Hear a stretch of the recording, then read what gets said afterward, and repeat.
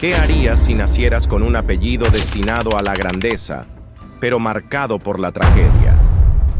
John F. Kennedy no solo fue el presidente más carismático de su tiempo, sino el símbolo de una era dorada y de su inevitable caída. Desde su infancia, a la sombra de un hermano perfecto, hasta los pasillos secretos de la Casa Blanca, donde el poder, la ambición y el peligro se entrelazaban, JFK vivió atrapado entre el mito y la conspiración. Detrás de la sonrisa que inspiró a una nación, se ocultaban pactos en la sombra, enemigos silenciosos y una red de traiciones que lo rodeaban sin descanso. ¿Fue su ascenso a la presidencia el resultado del destino o de fuerzas que luego lo traicionarían? Esta es la historia del hombre que lo tuvo todo y lo perdió en un instante.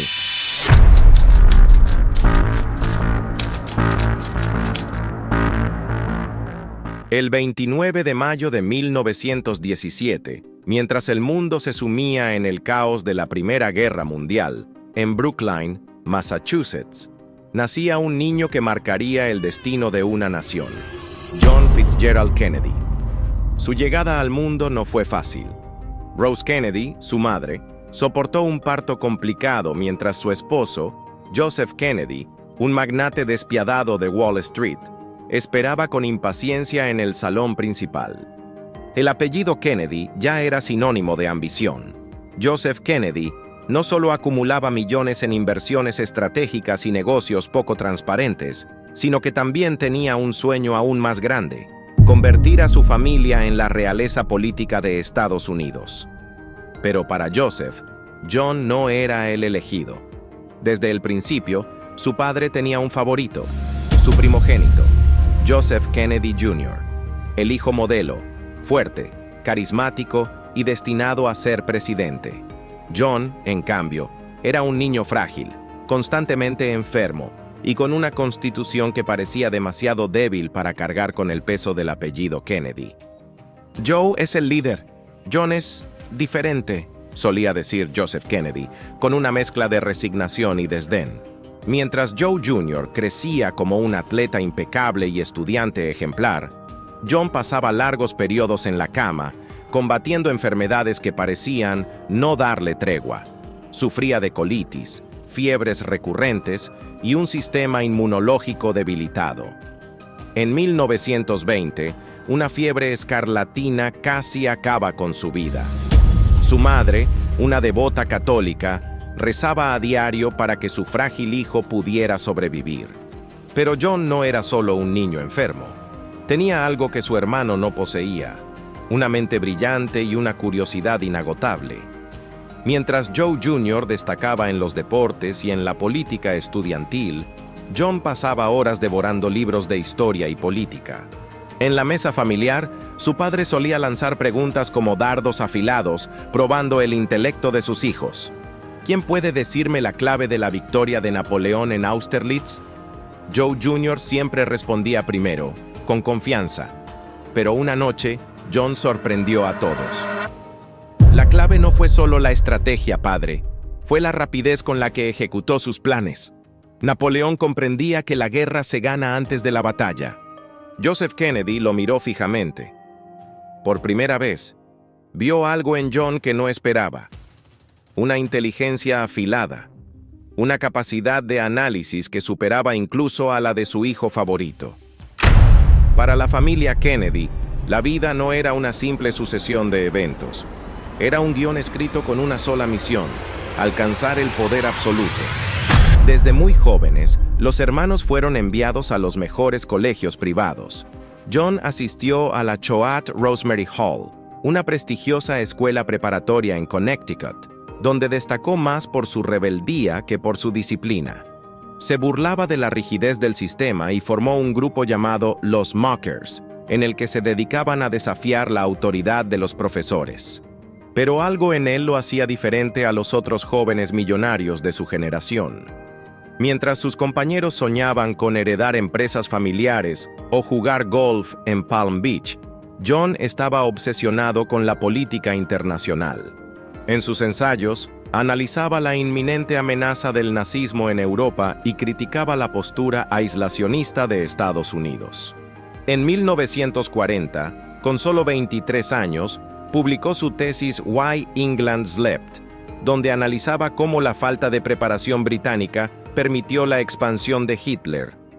Lo que comenzó como un simple trabajo académico se convirtió en un libro de éxito, mostrando al mundo que John, el eterno segundo lugar, tenía una mente prodigiosa. Su padre, sorprendido pero aún escéptico, comenzó a notar algo inquietante. Quizás, después de todo, Joe Jr. no sería el único Kennedy capaz de hacer historia. Mientras John celebraba la publicación de su libro, el mundo se hundía en el caos de la Segunda Guerra Mundial. Hitler avanzaba sin piedad sobre Europa, y Estados Unidos no tardaría en verse arrastrado al conflicto. Para los Kennedy, la guerra no solo era una crisis internacional, sino también una oportunidad. Cuando Estados Unidos entró oficialmente en la guerra, tras el ataque a Pearl Harbor en diciembre de 1941, Joseph Kennedy Jr. fue el primero en alistarse en la Marina de los Estados Unidos. Su destino estaba claro: se convertiría en piloto de bombarderos y participaría en misiones aéreas sobre Europa. Para su familia, cada combate era un escalón más en su inevitable ascenso al poder. John, en cambio, enfrentó un obstáculo inmediato. Su frágil salud casi le impide servir, pero su determinación era inquebrantable. A pesar de sus problemas médicos, logró ser aceptado en la Marina en 1941 y fue enviado al Pacífico Sur, donde comandaría un torpedero. No era el papel heroico que su padre soñaba, pero para John, la guerra era la oportunidad de probarse a sí mismo. No estaba dispuesto a quedarse atrás. El destino de la familia estaba a punto de cambiar para siempre. Un evento trágico borraría de un solo golpe el futuro que su padre había planeado. Y en ese instante, el mundo dejaría de ver a John Fitzgerald Kennedy como el hijo débil, para empezar a reconocerlo como la promesa de una nueva era. Acompáñanos en este viaje por la vida de John F. Kennedy, un hombre que desafió el destino, luchó contra enemigos invisibles y construyó un legado inmortal. Si esta historia te atrapó tanto como a nosotros, deja tu poderoso me gusta y únete a la comunidad suscribiéndote. Comparte este video para que más personas descubran los secretos, las conspiraciones y la verdad detrás de uno de los presidentes más icónicos de la historia. Porque detrás de cada gran líder hay un precio que pocos están dispuestos a pagar. ¿Te atreves a descubrirlo?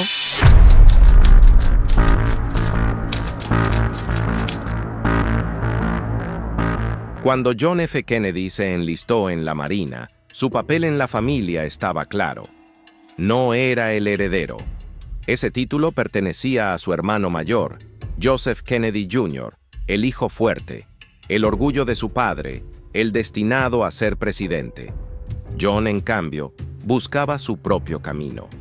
Quizá nunca llevaría el apellido Kennedy a la Casa Blanca, pero al menos serviría con honor. Aquel pensamiento no duraría mucho.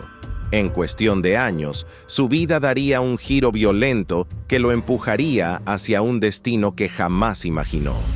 En el verano de 1941, John fue asignado al Pacífico Sur, un teatro de operaciones donde los combates contra los japoneses se volvían más brutales cada día. Lejos de los lujosos salones donde su familia forjaba su imperio, Kennedy tuvo que probarse a sí mismo en un mundo donde los apellidos no significaban nada. Tomó el mando del torpedero PT-109, una lancha rápida diseñada para ataques quirúrgicos contra la flota enemiga. Pero la realidad de la guerra no tardó en alcanzarlo. La noche del 2 de agosto de 1943, en medio de una patrulla rutinaria cerca de las Islas Salomón, un destructor japonés emergió de la oscuridad y embistió su embarcación, partiéndola en dos. Kennedy y su tripulación quedaron a la deriva, rodeados por restos flotantes, fuego y la amenaza constante de tiburones. John, gravemente herido en la espalda, no esperó a ser rescatado. Durante horas, nadó cargando a un tripulante herido con una cuerda amarrada a su boca. Durante 5 días, sin comida ni agua potable, lideró a los sobrevivientes hasta que finalmente fueron rescatados. Su hazaña fue celebrada como un acto de heroísmo. La prensa lo retrató como un valiente comandante de guerra, pero lo que los periódicos no contaban era que la experiencia lo había dejado con secuelas físicas que lo acompañarían de por vida. Su espalda nunca sanó por completo, y aunque la guerra lo convirtió en un héroe, también lo marcó con un dolor crónico que lo obligaría a depender de medicamentos durante el resto de su vida. Sin embargo, mientras John sobrevivía en el Pacífico, la guerra estaba por arrebatarle lo más valioso que tenía. En 1944, Joseph Kennedy Jr. se ofreció como voluntario para una misión secreta con la Armada. El plan era pilotar un bombardero experimental lleno de explosivos y estrellarlo contra una base nazi en Francia. Era una misión suicida. El 12 de agosto de 1944, algo salió mal. Antes de llegar a su objetivo, el avión explotó en pleno vuelo. No hubo restos, no hubo rescate. Solo un mensaje oficial notificando a la familia Kennedy que su primogénito había muerto en combate. Joseph Kennedy quedó devastado. Su plan para la familia había muerto junto con su hijo mayor. Pero había una solución. John debía tomar su lugar. Para John, la muerte de su hermano fue más que una pérdida familiar. Fue el fin de cualquier ilusión de elegir su propio destino. Su padre ya había decidido por él. Si Joe Jr. no podía ser presidente, John debía asumir el rol. Regresó a Estados Unidos en 1945, debilitado por las secuelas de la guerra, pero con una nueva misión impuesta sobre sus hombros. Su baja médica de la Marina no solo significaba el fin de su servicio militar, sino el comienzo de su vida pública. Pero antes de que pudiera siquiera pensar en la política, su vida personal lo puso en el radar de los hombres más poderosos de Estados Unidos. Durante sus años en la Marina, John se involucró con Inga Arbad, una periodista danesa de increíble belleza y carisma. Lo que no sabía era que Inga estaba bajo vigilancia del FBI. En su juventud, Arbad había trabajado como periodista en Europa y había sido vista en eventos oficiales con altos mandos nazis, incluso con el propio Adolf Hitler. Aunque nunca se probó que fuera una espía, el gobierno estadounidense la consideraba una amenaza. J. Edgar Hoover, director del FBI, ordenó seguir cada uno de sus pasos. Y cuando descubrieron su relación con John F. Kennedy, las alarmas se encendieron. Las llamadas telefónicas de la pareja fueron intervenidas. Sus encuentros fueron documentados en informes secretos. Para Hoover, esto era una bomba de tiempo. El hijo de una de las familias más influyentes de América estaba involucrado con una mujer que, en el mejor de los casos, tenía conexiones sospechosas con el régimen nazi. Cuando la información llegó a oídos de Joseph Kennedy, el patriarca reaccionó con furia. «Vas a dejar a esa mujer inmediatamente». John intentó resistirse, pero comprendió la gravedad de la situación. Con la presión del FBI y su padre observando cada uno de sus movimientos, terminó la relación con Inga. Era la primera vez que sacrificaba su vida personal por la política. No sería la última.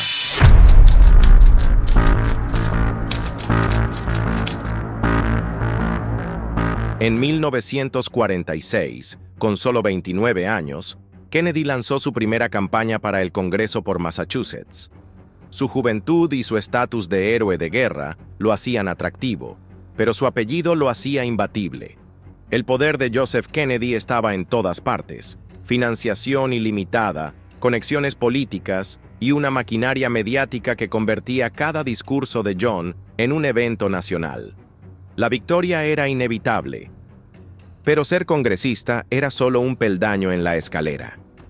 En 1952, con la misma determinación que lo había llevado a sobrevivir en el Pacífico, Kennedy apuntó más alto: el Senado.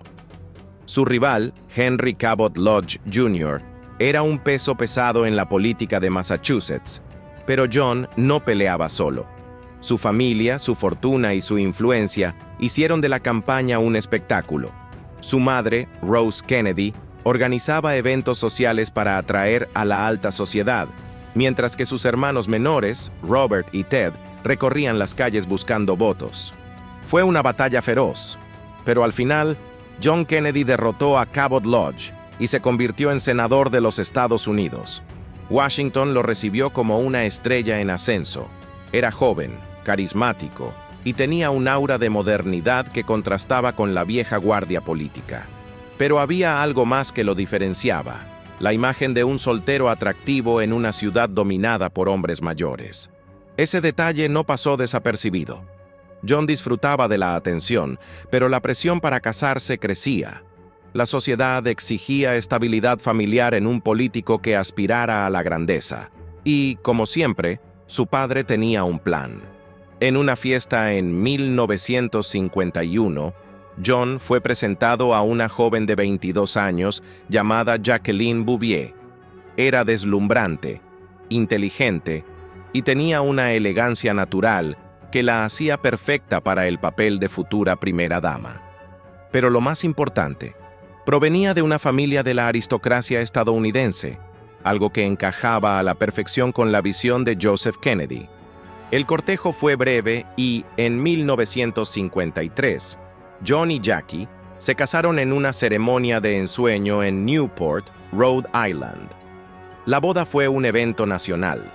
Más de 700 invitados asistieron, incluyendo figuras políticas, empresarios y miembros de la élite estadounidense. Las imágenes del enlace fueron portada en los principales periódicos, consolidando la idea de que la familia Kennedy era la realeza de América. Desde afuera, parecían la pareja perfecta. Jackie irradiaba sofisticación y John tenía el encanto de un líder joven y prometedor. Pero tras la perfección del cuento de hadas, la realidad era mucho más oscura. Kennedy nunca dejó de ser un mujeriego. Jackie lo sabía, pero lo aceptaba como parte del pacto implícito de su matrimonio.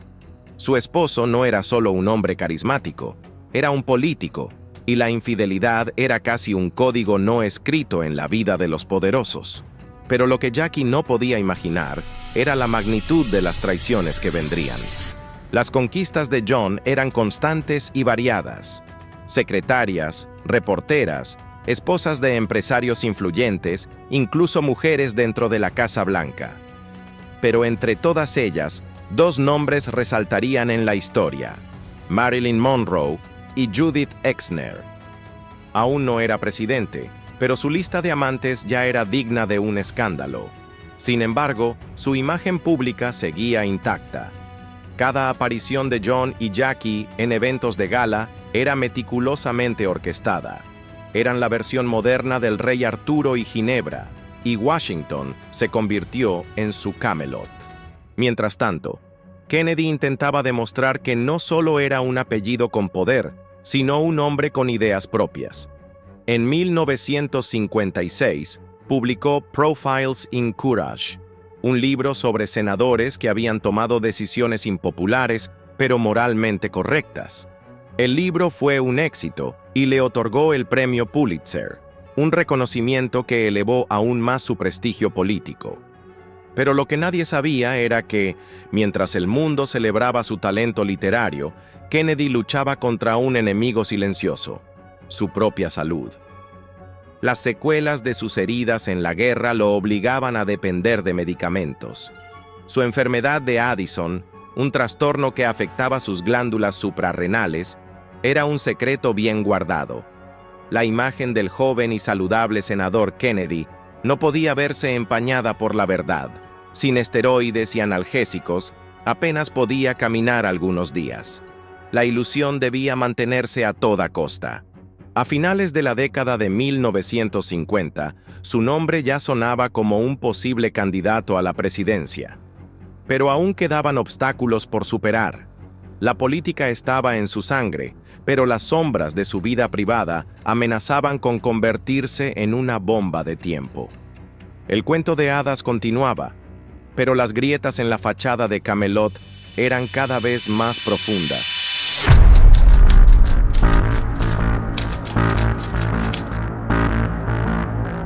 La carrera hacia la presidencia de John F. Kennedy no fue una simple competencia electoral. Fue una guerra de influencias, favores comprados, manipulaciones en la prensa y, según muchos rumores, una guerra en la que la mafia tuvo un papel decisivo. En 1957, cuando su nombre ya sonaba con fuerza en los círculos políticos, JFK entendió que su destino estaba escrito. La Casa Blanca no era un sueño, sino una misión. Y como en toda misión, el precio a pagar podía ser demasiado alto. Joseph Kennedy, el arquitecto de la ambición de su familia, había esperado este momento durante décadas. Conocía las reglas del poder en Estados Unidos y, sobre todo, conocía los rincones oscuros donde se negociaban las verdaderas decisiones. Sabía que su hijo tenía el carisma, la juventud y la historia para ganar. Pero también sabía que eso no sería suficiente. Se necesitaba más que talento. Se necesitaba dinero. Se necesitaba apoyo de quienes realmente movían los hilos del país. El camino de John a la nominación presidencial no fue fácil. Dentro del Partido Demócrata había resistencia.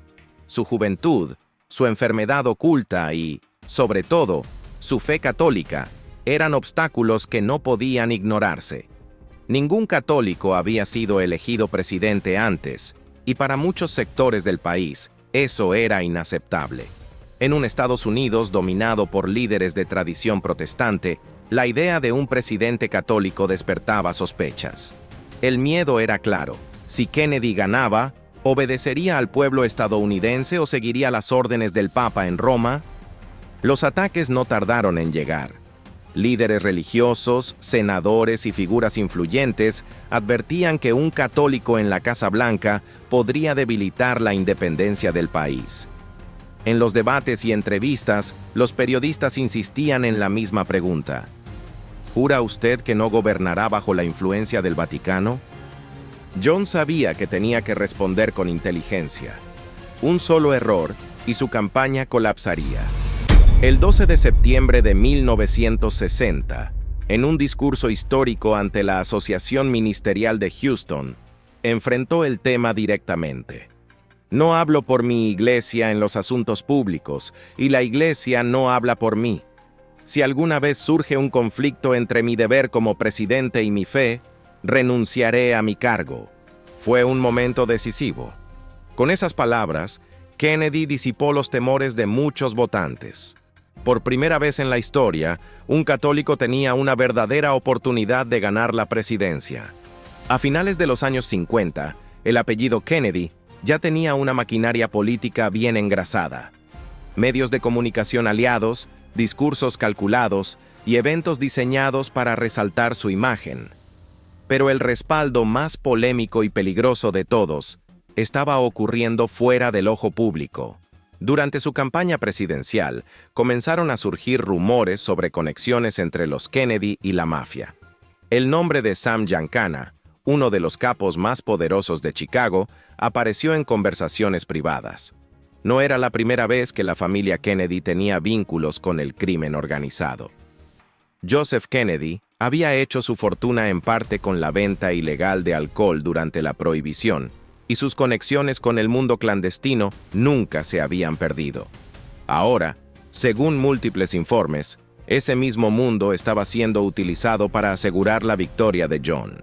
Sam Giancana controlaba sindicatos y votos en los estados clave, especialmente Illinois. Se decía que las urnas fueron manipuladas, que los votos de los muertos aparecieron en los registros y que el resultado en varios distritos fue alterado para inclinar la balanza a favor de Kennedy. Las elecciones de 1960 fueron unas de las más cerradas en la historia de Estados Unidos. Su rival, Richard Nixon, no podía creer lo que estaba ocurriendo. Mientras los ciudadanos votaban, en los sótanos de bares clandestinos y clubes nocturnos se hacían llamadas, se entregaban maletines y se aseguraban resultados. El 8 de noviembre de 1960, John F. Kennedy fue declarado ganador. Había vencido a Richard Nixon por un margen mínimo. Pero, ¿realmente había sido una victoria limpia? Las conexiones con la mafia no se limitaban a las estrategias políticas. también se filtraban en la vida personal de Kennedy. Una mujer en particular parecía unir ambos mundos: Judith Exner. Judith era una socialité con una inclinación por los hombres poderosos, y JFK no fue la excepción. Se conocieron a finales de los 50, y según los informes, su romance duró años. Pero lo que hacía a esta historia aún más peligrosa era que Judith no solo era amante de Kennedy, también era amante de Sam Giancana. Las reuniones entre Judith y Kennedy no eran solo encuentros románticos. Se dice que actuaba como mensajera entre JFK y la mafia, llevando información de un lado a otro. Exner siempre negó haber entregado mensajes políticos, pero el simple hecho de que existiera un vínculo tan directo entre el presidente electo y la mafia era suficiente para que los rumores se intensificaran. Cuando Kennedy asumió la presidencia el 20 de enero de 1961, la euforia se apoderó del país. Era el primer presidente católico, el más joven en la historia de Estados Unidos, un símbolo de modernidad y esperanza. En su discurso de inauguración, pronunció las palabras que marcarían su legado. No preguntes qué puede hacer tu país por ti. Pregunta qué puedes hacer tú por tu país. Pero mientras el público aclamaba su mensaje, en las sombras, aquellos que lo habían ayudado a llegar al poder esperaban su recompensa. La mafia no hace favores gratis. Y John F. Kennedy estaba a punto de descubrir que un pacto con el crimen organizado tiene un precio, uno que tal vez no estaba dispuesto a pagar. Si esta historia te está atrapando, suscríbete para descubrir más relatos impactantes sobre los grandes enigmas del poder y la historia. Déjanos un comentario con tu opinión sobre la vida de John F. Kennedy y las conspiraciones que lo rodearon. Tu apoyo nos ayuda a seguir revelando los secretos detrás de las leyendas.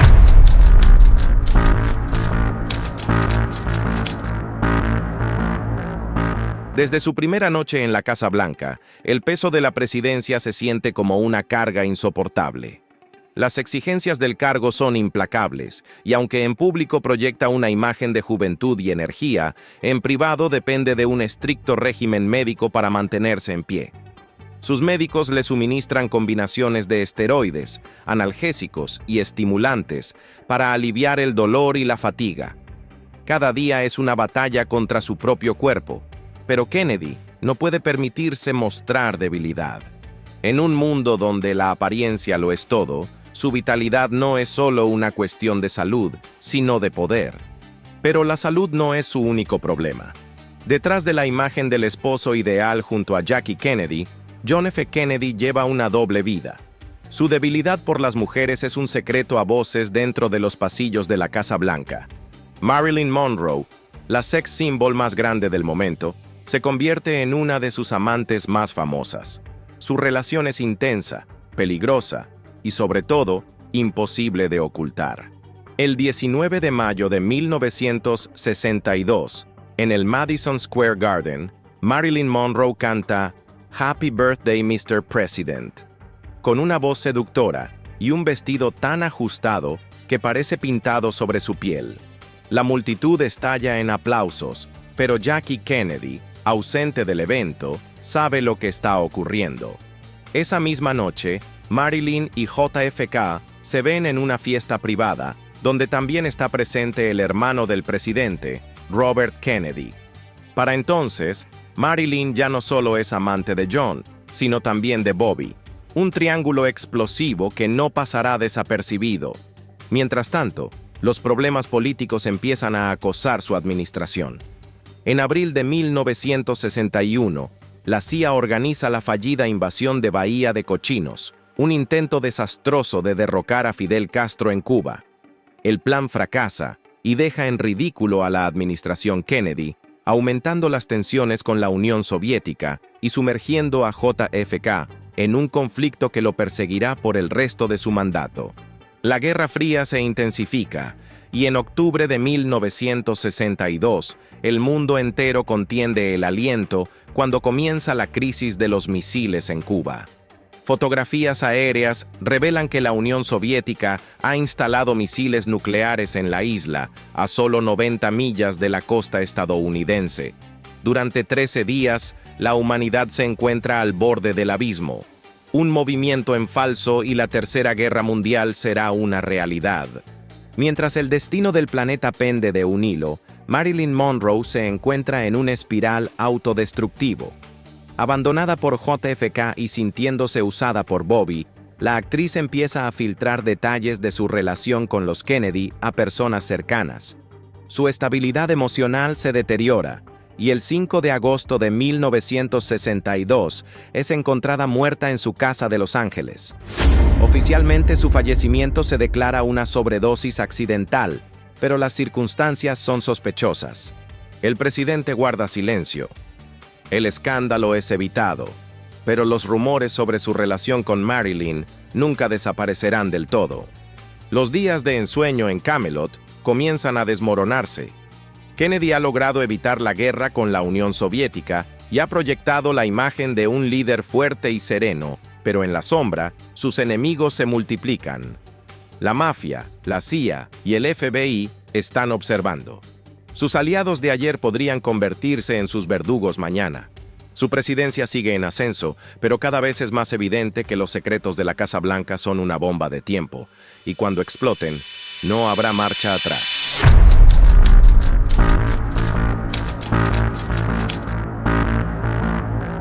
El aire en la Casa Blanca se volvía cada vez más pesado. John F. Kennedy había navegado con éxito la crisis de los misiles en Cuba en octubre de 1962, evitando la que pudo haber sido la Tercera Guerra Mundial. Durante 13 días, el mundo contuvo la respiración mientras Estados Unidos y la Unión Soviética se encontraban al borde del abismo nuclear. La diplomacia de JFK le había permitido alcanzar un acuerdo con Nikita Khrushchev para desmantelar los misiles en Cuba, a cambio de que Estados Unidos retirara sus misiles de Turquía en secreto. Pero aunque el presidente se había ganado la admiración del mundo, dentro de su propio gobierno se estaba quedando sin aliados. El conflicto con la CIA ya era irreparable. Kennedy nunca les perdonó el desastre de Bahía de Cochinos y, en privado, había prometido romper la agencia en 1000 pedazos. También había comenzado a planear la retirada de tropas de Vietnam, algo que iba en contra de los intereses del complejo militar industrial y de la propia CIA, que consideraba el conflicto una pieza clave en la Guerra Fría. Mientras tanto, J. Edgar Hoover observaba desde las sombras. El director del FBI llevaba años acumulando información comprometedora sobre los poderosos de Washington, y Kennedy no era la excepción. Sabía sobre sus problemas de salud, su dependencia a los medicamentos y, lo más delicado, sus múltiples infidelidades. Marilyn Monroe, Mimi Alford, Judith Exner, Ellen Romech. La lista era larga y peligrosa. Peor aún, Exner había sido amante de Sam Giancana, el jefe de la mafia de Chicago, y se rumoreaba que había servido como intermediaria entre la Casa Blanca y el crimen organizado. En la primavera de 1963, la situación empezó a volverse insoportable. Los informes de seguridad revelaban un aumento en las amenazas contra la vida del presidente. Hoover le había advertido sobre grupos radicales, agentes extranjeros y extremistas de derecha que lo veían como un peligro para Estados Unidos. Pero Kennedy sabía que los verdaderos enemigos no estaban en las calles, sino en los pasillos del poder. Una noche, mientras cenaban en la Casa Blanca, Jackie escuchó a su esposo decir algo escalofriante. No creo que llegue a la reelección. Tal vez ni siquiera llegue a 1964. El 22 de noviembre de 1963, el destino lo alcanzó. Dallas lo recibió con un cielo despejado y un aire de euforia. La multitud se alineaba en las calles, ondeando banderas y gritando su nombre mientras la caravana presidencial avanzaba lentamente. Jackie, con su icónico traje rosa de Chanel, sonreía a los espectadores. Todo parecía transcurrir con normalidad hasta que el coche llegó a Dealey Plaza. De repente, el sonido de un disparo rompió la algarabía. Luego, otro y otro más. El presidente se llevó las manos al cuello. Su expresión era de confusión y dolor. Jackie volteó aterrada. Un instante después, un proyectil le destrozó el cráneo. Su cuerpo se desplomó sobre la esposa que, en un reflejo desesperado, trepó al maletero del coche, intentando recuperar los fragmentos de la cabeza de su esposo. El automóvil aceleró a toda velocidad hacia el Hospital Parkland, pero no había nada que hacer. A la 1 de la tarde, el presidente John F. Kennedy fue declarado muerto. El país estaba en estado de shock. La imagen de la primera dama, cubierta de sangre, negándose a cambiarse el traje para que el mundo viera lo que le habían hecho a Jack, quedó grabada en la memoria colectiva. Menos de una hora después del asesinato, un hombre fue detenido, Lee Harvey Oswald. Según las autoridades, él había disparado desde el 6º piso del depósito de libros escolares de Texas. Pero la historia estaba lejos de acabar. 2 días después, cuando Oswald era trasladado bajo custodia, un hombre irrumpió entre los oficiales y le disparó a quemarropa. Su asesino, Jack Ruby, un dueño de club nocturno con conexiones con la mafia.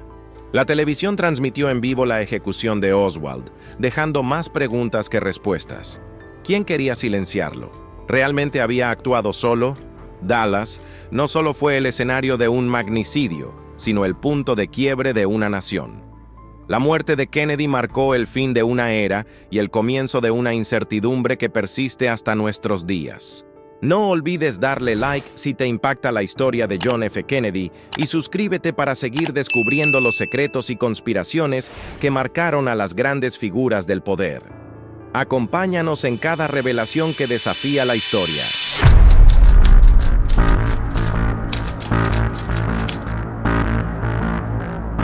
El disparo que acabó con la vida de John F. Kennedy en Dealey Plaza no solo destrozó el cráneo del presidente, también quebró la confianza de la nación en su gobierno. Desde el mismo momento en que su cuerpo sin vida fue trasladado a Washington, comenzaron a surgir preguntas. ¿Fue realmente Lee Harvey Oswald el asesino solitario que afirmó la Comisión Warren? ¿O hubo algo más oscuro detrás del magnicidio? El informe oficial de la comisión, publicado en 1964, concluyó que Oswald había actuado solo. Pero las inconsistencias eran demasiadas. Testigos que desaparecieron o murieron en circunstancias sospechosas, informes clasificados que se negaron a divulgar, pruebas contradictorias y la absurda teoría de la bala mágica, que sugería que un solo proyectil había herido tanto a Kennedy como al gobernador de Texas, John Connally, de manera casi imposible. Para muchos, el asesinato de JFK fue un golpe interno. La CIA, furiosa por la fallida invasión de Bahía de Cochinos y su intento de desmantelarla, tenía motivos para eliminarlo. La mafia, traicionada por Robert Kennedy, que había iniciado una guerra sin cuartel contra el crimen organizado, también tenía razones. J. Edgar Hoover, el todopoderoso director del FBI, tenía información que podía destruir al presidente, pero decidió esperar. En los años siguientes, más revelaciones avivarían las sospechas. En 1979, el Comité Selecto de la Cámara sobre Asesinatos concluyó que, probablemente, existió una conspiración y que hubo un segundo tirador en Dealey Plaza. Sin embargo, nunca se identificaron culpables. Décadas más tarde, Donald Trump prometió desclasificar todos los archivos del caso.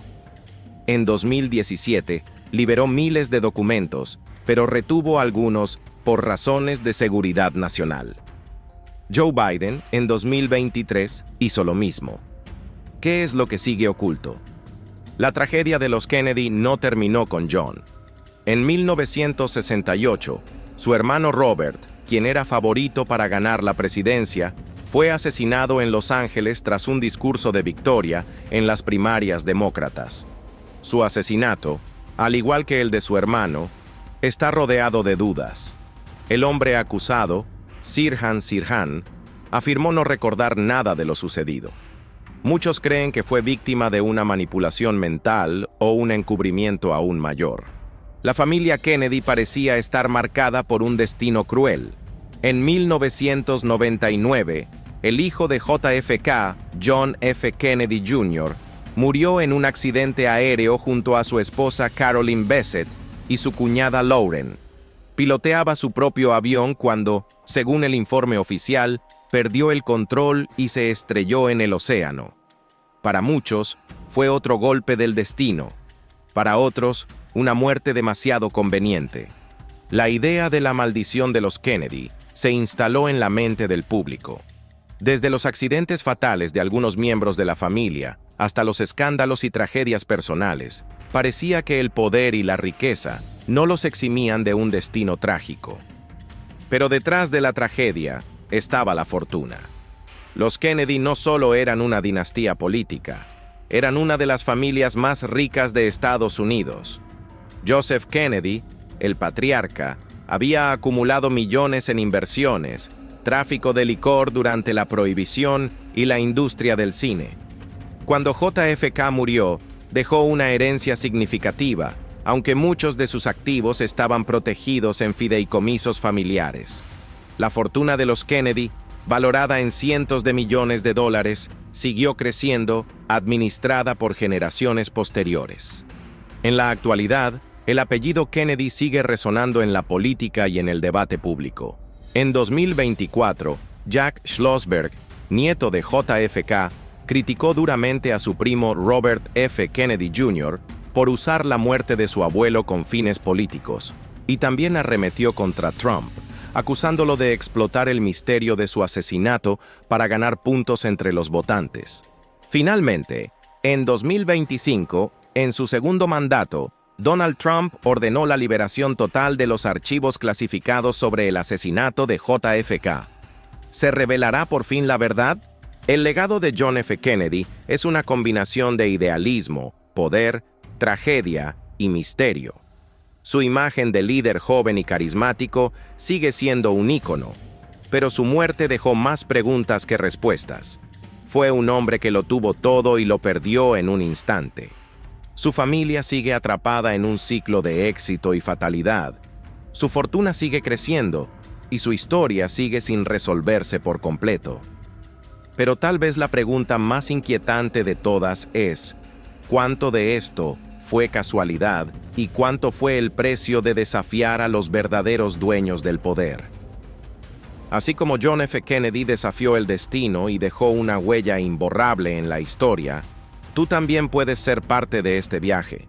Si su legado de poder, tragedia y conspiración te ha impactado, haz que tu like sea un tributo a las historias que merecen ser contadas y tu suscripción el puente hacia más relatos que revelan lo que hay detrás del mito. No dejes que esta historia quede en el pasado. Compártela para que juntos sigamos explorando las verdades ocultas del poder y los hombres que lo cambiaron todo. El legado sigue vivo y contamos contigo.